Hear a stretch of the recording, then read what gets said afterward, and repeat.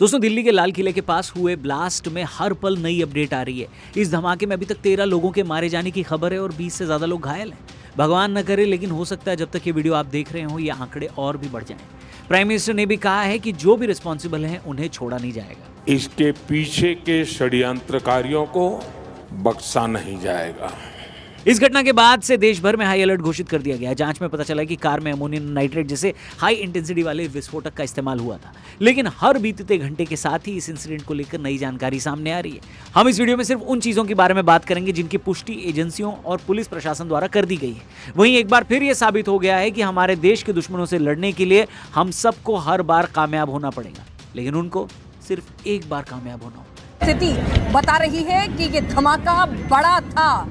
हम एम्बुलेंस वाले हैं। हमारे बीट इंचार्ज ने कहा कि ऐसा है, लाल किले पे एक ब्लास्ट हो गया, आप गाड़ी लेके पहुंच जाओ। देखिए, ब्लास्ट के फौरन बाद तुरंत जो आसपास का इलाका था उस पर इम्पैक्ट इतना ज्यादा हुआ कि पूरे इलाके में एकदम से कहें कि जो लोग वहां पर खड़े हुए थे, जो लोग चल रहे थे, उनके चीथड़े उड़ गए। The blast, which has resulted in the death of so many over here in the Red Fort area after 6:30 p.m. last night, is now officially called a terrorist incident. दोस्तों, इस वीडियो के बनने तक जो भी अपडेट्स आई हैं वो हम आपको बता देते हैं। सबसे पहले तो i20 कार थी, हरियाणा नंबर था, ओनर को हिरासत में लिया गया है। इनिशियल ऑब्जर्वेशन ये है कि एक फिदाइन हमला हो सकता है। सीसीटीवी फुटेज से संदिग्ध व्यक्ति की कुछ तस्वीरें और गाड़ी के पार्क होने का टाइम भी सामने आया है। कुछ रिपोर्ट्स इसको फरीदाबाद जम्मू कश्मीर से जुड़े मॉड्यूल से जोड़ रही हैं।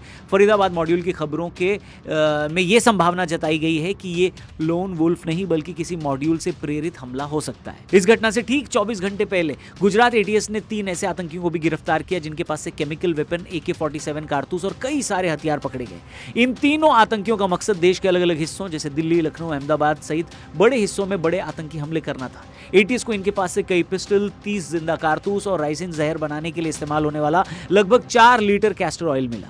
इन लोगों ने पाकिस्तान और अफगानिस्तान के हैंडलर से संपर्क में रहकर हथियार ड्रोन्स के जरिए भारत में मंगवाए। अहमदाबाद, दिल्ली और लखनऊ के सेंसिटिव इलाकों में रेकी करके खुफिया जानकारी और फोटो खींच कर रखी थी। जांच में पता चला कि इनका मकसद राइसिन जैसे विषैले पदार्थ की मदद से एक केमिकल आतंकी हमला करना था। अब ये जहर ऐसा है जिसको कोई स्मेल, टेस्ट या रंग दिखाई नहीं देता, लेकिन किसी इंसान के शरीर में जाते ही ये 3 दिन के अंदर उसकी जान ले लेता है और इसका कोई इलाज भी नहीं होता। इन तीनों का नाम डॉक्टर अहमद मोइनुद्दीन सैयद, आजाद सुलेमान शेख और मोहम्मद सुहेल सलीम खान है। मोइनुद्दीन हैदराबाद, सुलेमान शेख शामली और सुहेल खान लखीमपुर खीरी से था।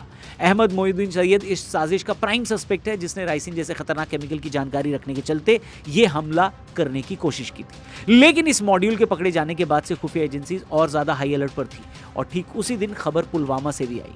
उसी खबर के तार दिल्ली में हुए धमाके से भी जुड़ते नजर आ रहे हैं, जिसमें पुलवामा के ही रहने वाले डॉक्टर उमर नबी का नाम सामने आया है। कहा जा रहा है कि उमर जैश ए मोहम्मद से जुड़े आतंकी मॉड्यूल का हिस्सा था जिसके कई सदस्य पहले ही गिरफ्तार किए गए थे। उमर के साथ ही तारिक ने उस कार को उमर को दी थी। इस हमले के पीछे जम्मू कश्मीर के आतंकी नेटवर्क और फरीदाबाद के छापों का भी हाथ है। फरीदाबाद में 29 किलो विस्फोटक बरामद हुआ जो देश में बड़ी तबाही मचाने के लिए इस्तेमाल होने वाला था। अब क्योंकि ये पकड़े गए तो पैनिक में चले गए और लाल किले पर इन्होंने जल्दबाजी में ब्लास्ट कर दिया। उमर नबी जो धमाके का सस्पेक्ट है वो कश्मीर के पुलवामा का रेजिडेंट है। अब जांच चल रही है कि वो डॉक्टर बनने के बाद फिदाइन हमलावर कैसे बन गया। साथ ही एक महिला डॉक्टर को भी गिरफ्तार किया गया है, डॉक्टर शाहीन शाहिद, जो हथियारों को एक कार से ले जा रही थी। शाहीन के लखनऊ कनेक्शन की भी जांच चल रही है। लेकिन अब सबसे जरूरी बात, क्या इस हमले से पहले सरकार और खुफिया एजेंसियों के पास कोई ऐसी खबर थी जिसके बाद से हमने देश के अंदर कई सारे बदलाव देखे थे? एक्सपर्ट्स कह रहे हैं कि देश के अंदर लगातार SIR से बांग्लादेश घुसपैठियों को भगाया जा रहा है। इसके साथ ही इलाके के इलाके इन लोगों से खाली कराए जा रहे हैं। ये इस लेवल पर चल रहा है जिसे देखकर सभी लोग हैरान थे। वहीं पूर्वांचल भारत और नॉर्थ ईस्ट से लगातार नक्सलवाद के खिलाफ भी ऑपरेशन चल रहे थे। अगर आप ध्यान दें तो सब कुछ एक प्रॉपर प्लानिंग के हिसाब से हो रहा था। अब सरकार ये बताए या ना, या कभी हमें ये पता भी ना चले, लेकिन पुलवामा हमले के बाद से ही सरकार और एजेंसीज पूरे देश में एक मिशन मोड में चल रही थी। क्या खुफिया एजेंसियों के पास ऐसी कोई जानकारी स्पष्ट थी कि पाकिस्तान इस मामले में कोई बड़ा आतंकी हमला कर सकता है? एक्सपर्ट्स का कहना है कि पिछले 24 घंटों में पकड़े गए इस बड़े मॉड्यूल के बाद से ही आतंकी और उनके हैंडलर पैनिक मोड में थे। इतना बड़ा नेटवर्क पकड़ा गया जो स्लीपर सेल की तरह इस देश में काम कर रहा था। अब उस नेटवर्क के तार NIA और बाकी एजेंसियां जोड़ रही हैं। लेकिन यह पक्का है कि जितना बड़ा इंसिडेंट आपने दिल्ली में देखा वो उस प्लानिंग के सामने कुछ भी नहीं था जो इन आतंकियों ने करके रखी थी। पर दोस्तों, ये ब्लास्ट कई सारे सवाल खड़े करता है हम सबके सामने। पहला सवाल, 5 डॉक्टर्स इसमें पकड़े गए। डॉक्टर्स, कहा जाता है कि पढ़ लिख कर इंसान समझदार बनता है, कट्टर नहीं बनता। तो क्या माना जाए, कट्टरता का पढ़ाई से कोई लेना देना नहीं है? बताइए। दूसरा सवाल, दुनिया इस बात पर हंसती है कि हमारा देश जिन आतंकी सांपों के जहर से बार बार घायल होता है, हमारे ही देश का एक वर्ग उठकर उनके जनाजे में भी चला जाता है और लॉजिक ये दिया जाता है कि भाई मरने के बाद उस इंसान को पूरे रीति रिवाज के साथ दफनाए जाने का हक है। कोई ये सवाल नहीं पूछता कि उसने जितनी मासूम जिंदगियों को मारा है, उनके जीने के अधिकार के बारे में कौन बात करेगा। तो टेररिस्ट के मरने के बाद उनकी लाशों के साथ खड़े होने वाले को क्या कहा जाए, ये दूसरा सवाल है। तीसरा सवाल, सोशल मीडिया पर ये लिखने वालों से जो ये लिख रहे हैं कि शहर में तनाव है, पता करो क्या चुनाव है। ऐसे लोगों से यही कहना चाहूंगा कि मतलब कितने जाहिल लोग हैं जो ब्लास्ट को चुनाव से जोड़ रहे हैं। साथ ही कई लोग एजेंसीज पे भी सवाल उठा रहे हैं, अजीत डोवाल के बारे में लिख रहे हैं। मैं पुलिस और जांच एजेंसियों से रिक्वेस्ट करना चाहूंगा कि ऐसे लोगों के सोशल मीडिया पोस्ट और कमेंट्स का स्क्रीनशॉट लिया जाए, इनको आइडेंटिफाई किया जाए, इनकी जानकारी जमा करके रखी जाए। जो भी इस हमले से या तो खुश हो रहे हैं, स्माइलीज भेज रहे हैं, फोर्सेस और एजेंसीज को गाली दे रहे हैं, इन सब की जांच और हिसाब दोनों होना जरूरी। इसलिए मैं एजेंसी से रिक्वेस्ट करूंगा कि इन सब के पोस्ट का स्क्रीनशॉट आप लोग जमा करके रखिए, क्योंकि ऐसे ही लोगों के लिए कहा जाता है कि किले के दरवाजे हमेशा अंदर से ही खुलते हैं। मैं कहता हूं गवर्नमेंट से सवाल पूछो, उनको ताने मारना है जितने मारो, गालियां देनी है उतनी दो, उनसे इस्तीफे मांगने गवर्नमेंट से मांगो। लेकिन जब देश में एक आम नागरिक मरता है तो आपसे ज्यादा दुख एजेंसी के उस इंसान को होता है जो नागरिकों को बचाने के लिए ऐसे हजार ब्लास्ट, ऐसे हजार हमले नाकाम करवाता है। लेकिन 9,999 हमले नाकाम होते हैं, एक हमला फिर भी हो जाता है। और जैसे ये एक हमला हो जाता है, कुछ लोग सोशल मीडिया पर ये लिख देते हैं कि ये एजेंसी वाले कर क्या रहे थे। सच कहें तो ऐसे लोगों के क्रेडिट देने से न देने से इनको फर्क भी नहीं पड़ता। अक्षय कुमार की बेबी फिल्म में एक सीन है जब मिनिस्टर साहब डैनी से पूछते हैं कि are we doing enough for our men, क्या हम अपनी एजेंसी के लोगों के लिए काफी कुछ कर रहे हैं। तो डैनी का जवाब आता है, कहां sir, but the fact is they don't even care, यानी उनको फर्क भी नहीं पड़ता। इसलिए सोशल मीडिया पे कमेंट करने वाले इन ग्रोसरी वालों से मैं कहना चाहूंगा कि सरकार चाहे जिसकी भी हो, एजेंसी और सेना के लोग देश के होते हैं, देश के नागरिकों की सुरक्षा के लिए होते हैं। इसलिए उनको बोलने से पहले 100 बार सोचें।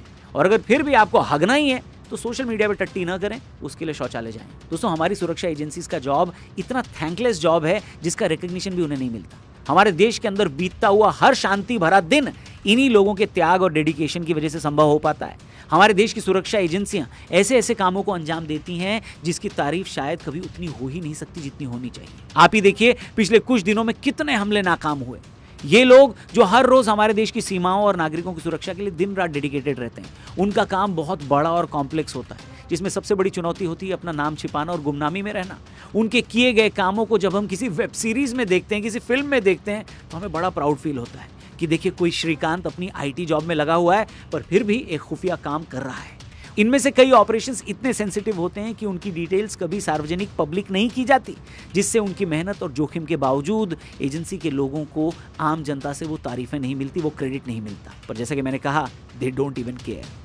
पर हम तो केयर कर सकते हैं, एटलीस्ट उनको भला बुरा ना कहकर, साथ ही उनकी आंख नाक और कान बनकर, क्योंकि इस ब्लास्ट से जुड़े अभी और कई एंगल्स और भी कई पहलुओं की जांच हो रही है, चेक किया जा रहा है। कई और ऐसे नाम सामने आएंगे जिनसे देश दुखी भी होगा, लेकिन साथ ही देश को ऐसे लोगों से लड़ना भी है, उनको पहचानना भी है कि कहीं वो हमारे ही बीच डॉक्टर, कंपाउंडर, इंजीनियर बनकर तो नहीं घूम रहा इंसान। आप भी सतर्क रहें और ऐसे किसी भी आदमी या औरत पे अगर आपको शक हो तो तुरंत रिपोर्ट करें, कंप्लेंट करें। और याद रखें कि इसमें पढ़ाई लिखाई का कोई सीन नहीं होता दोस्तों। इनफैक्ट जो जहर होता है ना, वो पढ़े लिखे लोगों को और ज्यादा जहरीला और खतरनाक बनाता है। इस जहर को पहचानिए, अपने और अपनी फैमिली का ध्यान रखिए। जल्दी मिलेंगे। जय हिंद।